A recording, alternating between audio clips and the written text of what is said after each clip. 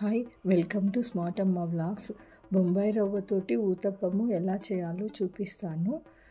1.5 cup Bombay రవ్వ తీసుకొని అందులోకి 1/2 కప్పు పెరుగు తీసుకొని యాడ్ చేయాలి.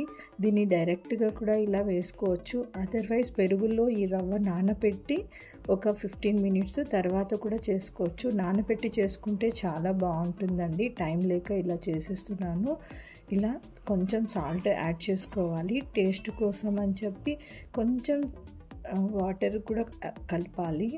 ఇలా వాటర్ కలిపిన తర్వాత కొంచెం షుగర్ కొంచెం టేస్ట్ కోసం అలా వేసుకోవాలి. ఇలా మిక్సీకి వేసి పిండిలాగా రుబ్బుకోవాలి. చాలా కొంచెం గట్టిగా ఉండాలండి.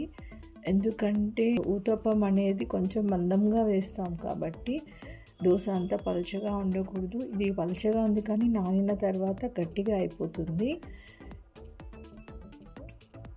ఇలా దీనికి కాంబినేషన్ చట్నీ, పల్లీల చట్నీ కొంచెం డిఫరెంట్గా ఉంటుంది. చాలా టేస్ట్ ఉంటుంది చట్నీ ఇది. పల్లీలు, పచ్చిమిర్చి తొందరగా అవ్వడం కోసం అని ఇలా చేయొచ్చు చట్నీని. ఇలా పల్లీలు, పచ్చిమిర్చి వేపుకొని ఒక ఆనియన్ వేసాను. కొత్తిమీర ఆప్షనల్ అండి.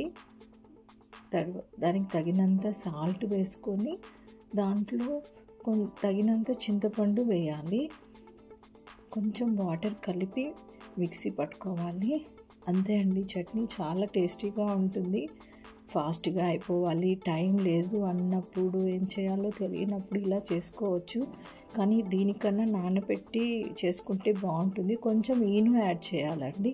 కొంచెం ఫ్లఫీగా రావడం కోసం అని ఈను మాత్రము కొంచెం 2 డ్రాప్స్ ఇలా వాటర్ వేసుకొని ఈ నూనెలు కలపాలి. ఇది వేసుకున్న తర్వాత ఎక్కువగా కలపకూడదు. కొంచెం ఫ్లఫీగా వస్తుంది. అంతే అండి. ఈ బ్యాటర్ని ఇలా దోశ పెనంలో ఇలా వేసుకోవాలి. ఇది దోశలాగా చేయకుండా కొంచెం మందంగా చేయాలి. పిండి ఇంకొంచెం గట్టిగా ఉండేటట్లు చూసుకోండి.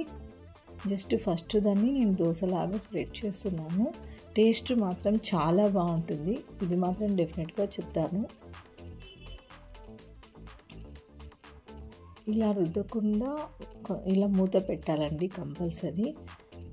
చట్నీ మిక్సీకి అయిపోయింది. ఈ చట్నీకి పోపు పెట్టుకోవచ్చు. అదర్వైజ్ అలానే కూడా తినొచ్చు. టైం ఉంటే పోపు పెట్టుకోవచ్చు. అదర్వైజ్ అలానే తినొచ్చు. టేస్ట్లో మాత్రం డిఫరెన్స్ ఉండదు.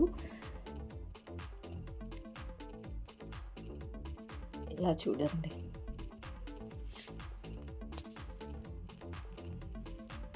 ఇలా చేసుకోవచ్చు. మార్నింగ్ బ్రేక్ఫాస్ట్ చాలా ఫాస్ట్గా అయిపోతుంది. పిల్లలు కూడా ఇష్టంగా తింటారు. పెద్దవాళ్ళు కూడా బాగుంటుంది. ఒకసారి చేసి చూడండి. Instant. Thank you for watching.